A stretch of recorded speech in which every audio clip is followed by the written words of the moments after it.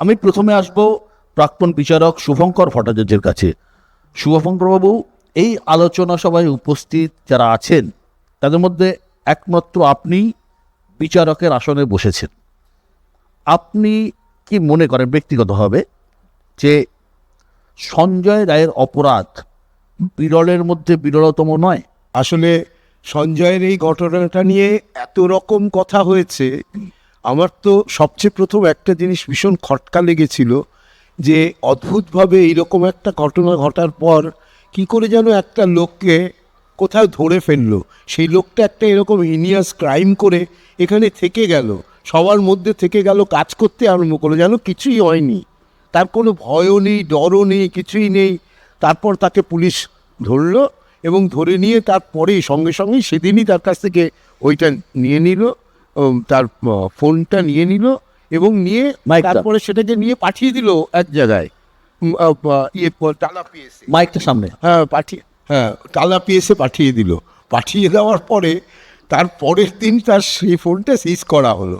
এটা নিয়ে অনেক রকম প্রশ্ন ওঠে। আমার যেটা মনে হয়েছে যে সত্যিকারের কি ইনভেস্টিগেশনটা করেছে সিবিআই। আমি বুঝলাম এটা ঘটনা যে ক্যালকাটা পুলিশের হাতে ভার ছিল, তদন্ত ছিল, এবং ক্যালকাটা পুলিশের এই কাজকর্মে যে স্যারকাস্টিক রিমার্ক হাইকোর্ট করেছিল সেটা আমাদের সবার মনে আছে। এক সময় অন্তত করে ফেললেন, মানে ওদেরকে বললেন যে তোমরা যদি এর মধ্যে না করো তাহলে এই করবো, আমি বাধ্য হব করতে, এটাও বোধহয় বলেছিলেন। সেইটা বলার পরে একটা সময় উনি দেখলেন তদা না সংশে বিজয় সঞ্জয়, একে দিয়ে হবে না, দেয়ার মাস্ট বি সামথিং, বলে উনি সিবিআইকে দিলেন। সিবিআই এটা নামার পরে আপনারা দেখুন ঘটনা পরম্পরায় তারা কিন্তু এটার থেকে ডেভেলপমেন্টটা কোথায় গেল আমরা কেউ জানতে পারলাম না। আজকে মানুষের প্রশ্ন তো সেই জায়গাতেই আসছে। আজকে একটা রায়ে একটা লোকের ফাঁসি হচ্ছে কি হচ্ছে না, এটার জন্য তো আমি বললাম আপনাদের যে একটা কন্ট্রাডিকশন আছে, যে অনেক মানুষ মনে করে আমাদের কাউকে মেরে ফেলার কোনো রকম অধিকার নেই, এটা তো একটা খুন, এই রাষ্ট্রের দ্বারা একটা খুন, এটা একদল মনে করে। এবং বেশিরভাগ দেশই পৃথিবীতে আপনারা সবাই শুনলেন এদের কাছ থেকেই যে এটা হয় না।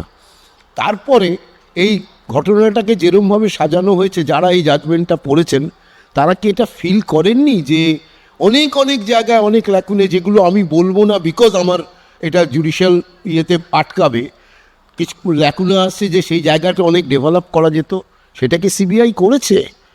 এই সিবিআই কি করেছে এতদিন পর্যন্ত? এই প্রশ্নটাই তো আমি নিয়ে আসছি বিকাশ চট্টোপাধ্যায়ের কাছে।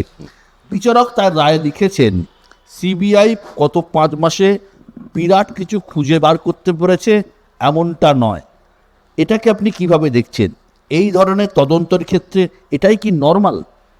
না, এই তদন্ত যেটা করেছে, প্রথমেই যে আসামিটাকে ওরা ধরে ফেললো সেটার উপর অনেক কিছু ফ্লারিশ করা যেত, সেই ফ্লারিশটা করার মতন সময় কলকাতা পুলিশের হাতে ছিল না, 1 নম্বর। দ্বিতীয় নম্বর কথা হচ্ছে এটা যে সিবিআইয়ের হাতে চলে গেল, সিবিআইয়ের অনেক কিছু করার কথা ছিল। কেউ কেউ বলছেন যে সিন অফ ক্রাইমটাকে মুছে দেওয়া হয়েছে, সিন অফ ক্রাইমটা বরবাদ করে দেওয়া হয়েছে, এটা অনেকেই বললেন। তো আমার বক্তব্য হচ্ছে সিবিআই তাহলে তাদেরকে কেন অ্যারেস্ট করলেন? আমি তো পাল্টা এই কথাটা বলতে পারি, যারা করেছেন তাদের তো সিবিআই তাদেরকে ডেকে জিজ্ঞাসাবাদ করে তাদেরকে কেন অ্যারেস্ট করলেন? ঠিক তাই তো করেননি অ্যারেস্ট।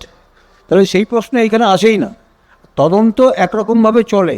আরেকটা জিনিস যেটা সবার জানা দরকার, সেটা যারা বিচারকের আসলে ছিলেন শুভঙ্করবাবু উনি ভালো করে জানেন, যে একটা কেসের তদন্ত করতে গেলে একটা আইওর মাথার থেকে সমস্ত বিচার বুদ্ধি বিবেচনা এনে তবে তাকে তদন্ত করতে হয়। যেখানে স্পেশাল ইনভেস্টিগেশন টিম না থাকে তখন তার মাথার থেকেই সমস্ত তদন্তটা করতে হয়। তো সে তদন্ত করতে গিয়ে অনেক জিনিস ভুল হতে পারে, অনেক জিনিসে মিস করে যেতে পারে। তার যে ভুল বা মিস করে যাওয়া, তার জন্য কেসটা নষ্ট হয়ে যাবে এরকম কোনো কথা নেই। সুপ্রিম কোর্ট বহু জাজমেন্টে বলেছেন যে আইওর ভুলের জন্য কোনো কেস চলে যাবে না। বিকাশবাবু, আপনি একটা জিনিস বলুন তো, যে ঘটনা, যে কেস দেশের সর্বোচ্চ আদালতের সর্বোচ্চ বেঞ্চে, মানে সুপ্রিম কোর্টের চিফ জাস্টিসের বেঞ্চে হচ্ছে, আদালতের মনিটরিংয়ে হচ্ছে, দেশের সেরা এজেন্সি করছে, একজন সাধারণ আইও এত ল্যাপসেস থাকবে কেন? থাকার কথা নয়, থাকার কথাই নয়, তার কারণে তাকে তো পয়েন্ট আউট করে দেওয়া হচ্ছে তুমি এইগুলি করোনি, এইগুলি হয়নি, তো তুমি সেই জায়গাগুলি কেন কভার আপ করবে না? এগুলি তো কলকাতা পুলিশকে হাতে তদন্ত অল্প কদিন ছিল, তারপরে সিবিআই নিয়েছে, তাহলে সিবিআইয়ের পক্ষে এগুলো করা উচিত ছিল, যেগুলো করা হয়নি সেগুলো তারা কেন করেনি? তদন্তের ক্ষেত্রে যে ডাইরেকশনটা সুপ্রিম কোর্ট থেকে দেওয়া হচ্ছিল সেই রকমভাবে তারা কেন কাজ করেনি? তাই তো কেউ বারণ করেনি করতে। আর দ্বিতীয় কথা হচ্ছে যে এই তদন্ত করতে গিয়ে তারা অনেক কিছু কথা বলেছেন, আমি সব কথা এখানে আনছি না, দুই একটা কথা এখানে আনতে পারি। যেমন বলছে কলকাতা পুলিশের মামলা 4 দিন যে ছিল এই সময় মামলা তারা শেষ করে দিয়েছে, তাহলে আসামিটা ধরলো কেন তারা? তো আসামিটাকেও ছেড়ে দিতে পারত, একদম। সে কথা তো কেউ বলছেন না।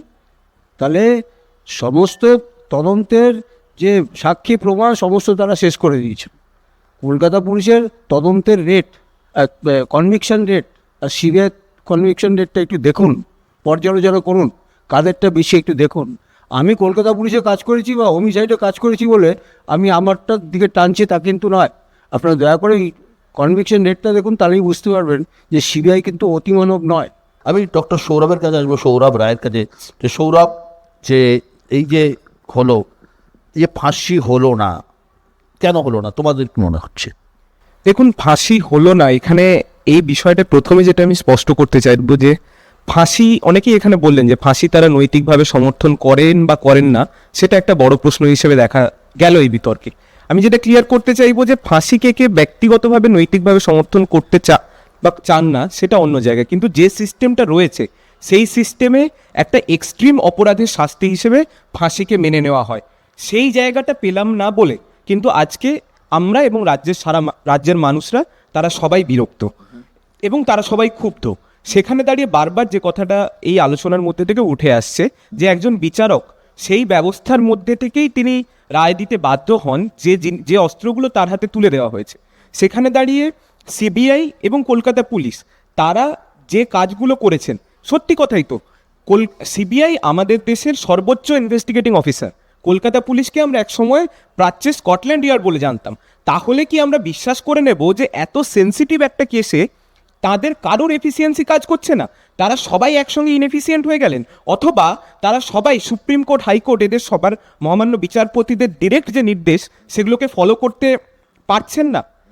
সে কারণেই বারবার আমাদের কাছে যে সন্দেহটা এসে জমা হচ্ছে, যেখানে আমরা দেখতে পাচ্ছি যে সিবিআই এর প্রাথমিক রিপোর্ট পড়ে সুপ্রিম কোর্টের মহামান্য বিচারপতি বলছেন যে ভয়ঙ্কর সব কথা লেখা আছে, সেই সিবিআই এর রিপোর্ট পড়ে পরবর্তীতে আমরা দেখতে পাচ্ছি যে তথ্য প্রমাণ লোপাটের যে ঘটনা বা অনেকে জড়িত থাকার যে ঘটনা, সেগুলো আলটিমেটলি শিয়ালদা কোর্টে জাজমেন্টে আসছে না। অনেকে জড়িত থাকার ঘটনা কিন্তু মানে তদন্তের ইয়েতে কোর্টে কিন্তু হয়নি। সিএফএসএল এর যে রিপোর্ট ছিল সেখানে তো স্পষ্টভাবে এটা লেখা ছিল যে একাধিক জন এর মধ্যে জড়িত থাকতে পারে। ওই জায়গাটা হয়তো ওইখানকার সিন অফ ক্রাইম নয়,